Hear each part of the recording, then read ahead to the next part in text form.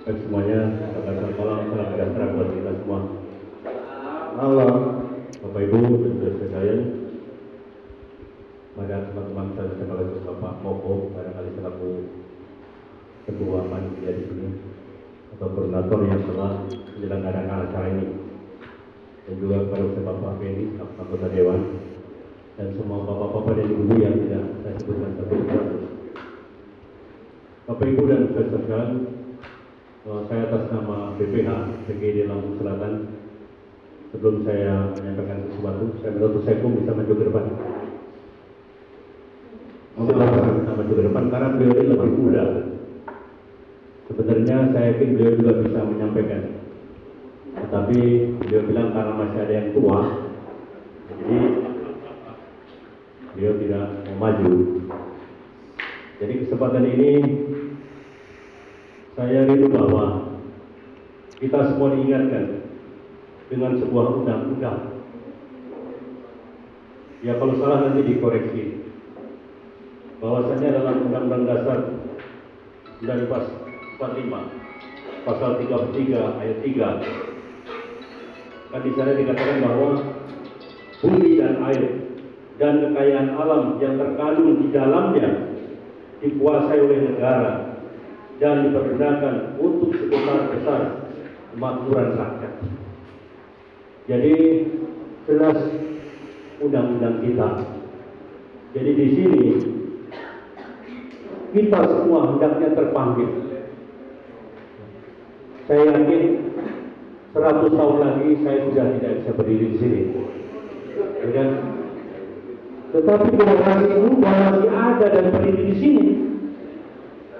Dan masalahnya adalah jelas kalau eksploitasi tadi itu jelas tidak sesuai dengan undang-undang dasar negara kita. Dan saya rasa kita sebagai insan yang bertuhan, yang bertakwa kepada Tuhan yang Maha Esa, kita ditetapkan sebagai khalifah di bumi. Artinya orang yang dimandatkan untuk mengelola alam ini. Jadi kembali lagi saya rasa kepada para pendahulu kita, kalau kita boleh berdiri di sini karena warisan nenek moyang kita, dan nanti apakah anak cucu kita masih bisa berdiri di sini? Tetapi di sisi lain ada yang berkata begini, kita perlu ingat bahwa kita ada di sini adalah karena titipan. Pertama titipan yang Maha Kuasa, yang kedua adalah titipan anak cucu kita. Jadi anak cucu kita nanti mau makan apa kalau kita mengeksploitasi alam kita dengan tanda kutip sembarangan. Itu tuh Bapak-Bapak. Jadi Bapak Ibu dan saudara sekalian, hendaknya kita sebagai penguasa atau khalifah di bumi bisa mengatur segala sesuatu sesuai dengan pertama undang-undang Tuhan, dan kedua adalah undang-undang yang berlaku di negeri ini. Dan tadi para bukan pembicara ya, tetapi teman-teman yang sudah terdahulu menyampaikan, pada dasarnya eksploitasi itu tidak setuju, kan begitu. Dan di sini juga saya berpikir bahwa seyogyanya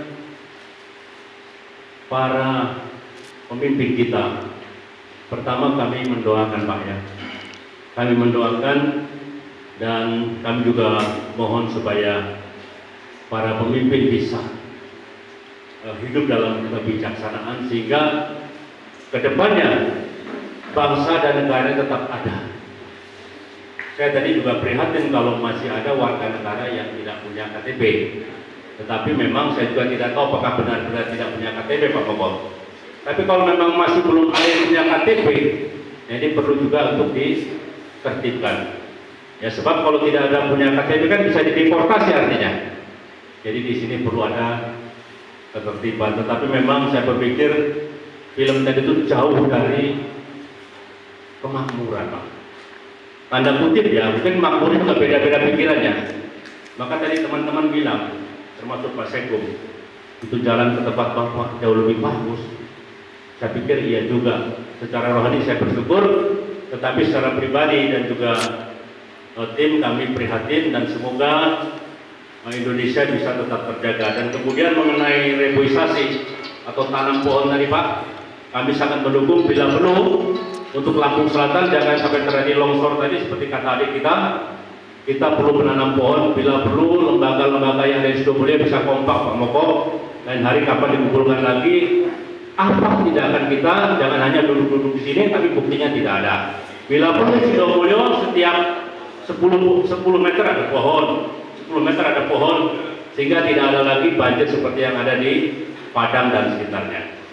Saya rasa demikian. Pada dasarnya saya rindu atas nama PGID supaya Indonesia bisa sejahtera, begitulah dari Sabang sampai Merauke, dari Mangga sampai Purworejo. Selamat malam, Tuhan